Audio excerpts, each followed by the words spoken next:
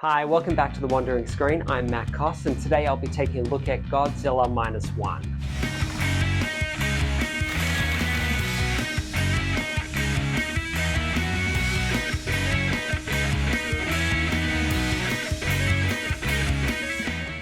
It's great to be back after a brief hiatus. I was trekking a section of the Appalachian Trail.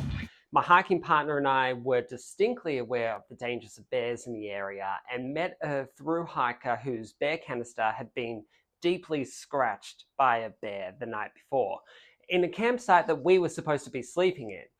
Was it luck that we weren't there, or was it total fatigue after 16 miles that made us pitch our tent near a water source? I'm not sure, but I was happy to not have the encounter because what's scarier than waking up in the middle of the night to a beast rummaging through your campsite? Well, Godzilla Minus One taught me possibly an insanely destructive kaiju. Godzilla Minus One is the 2023 Japanese epic written and directed by Takashi Tamazaki. Now, I'm not a Godzilla aficionado. I just love monster films and natural disaster films. And the regret I have with Godzilla Minus One is not having seen it on the big screen. It's absolutely thrilling to watch, and I can only imagine what it must have been like in a prime movie theater to experience the thrill of Godzilla swimming through the ocean towards a small wooden tugboat as World War II era bombs are being dropped into the water and detonated around and inside the beast.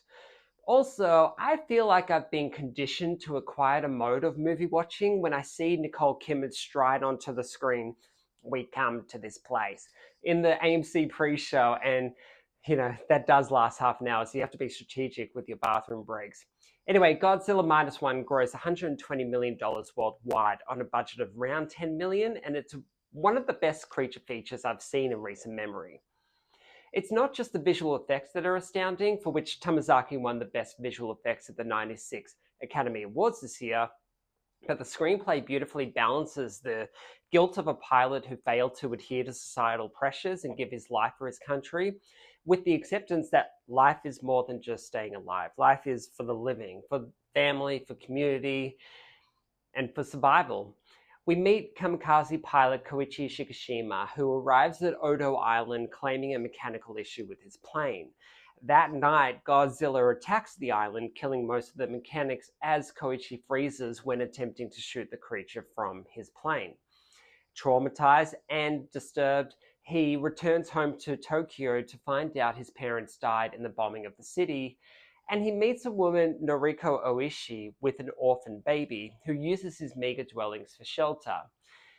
Eager to make enough money for all of them, Koichi gets a job on a minesweeper vessel where he has to detonate naval mines. Godzilla re-emerges to destroy ships en route to Japan, and the surviving community in Tokyo endeavor to stop Godzilla before the creature wipes out the country.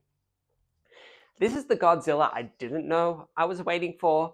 He's big, of course. He is dangerous, of course, but he doesn't care where he steps and what his tail hits along the way. He's in the film for total destruction, not to save humans, and his indiscriminate attacks parallel a devastating period in Japan. What sets this film apart from recent entries, of which I only know the US ones, is how Tamazaki concerns himself with the human drama at the center of a country being attacked and in need of being rebuilt. Koichi is once selfless and traumatized, and his PTSD extends so far that he can't fathom building a family unit in light of the trauma he's experienced in Godzilla's presence. Bad dreams plague his everyday life, and the film mines the humanist drama as a parable for a country needing to be rebuilt after being severely traumatized in World War II. And it all comes together in moments between Godzilla's attacks to make you really root for the characters. It's a credit to Tamazaki that we sometimes don't see the most destructive moments of Godzilla's attacks either. There's one really brutal moment midway through the film where the city of Ginza is virtually wiped out. Godzilla directs their attack in one direction, as we watch Koichi and Noriko get swept in the wind pressure from the attack, and the camera focuses away from the central point of the explosion, and it's glorious filmmaking. Godzilla is fear walking in a country of despair, but it is no match for the human spirit and unity of the people who have survived. Between the attacks of the kaiju, The scenes of human connection are equally as compelling, and this is the definition of a popcorn film, and it's one that you really shouldn't miss.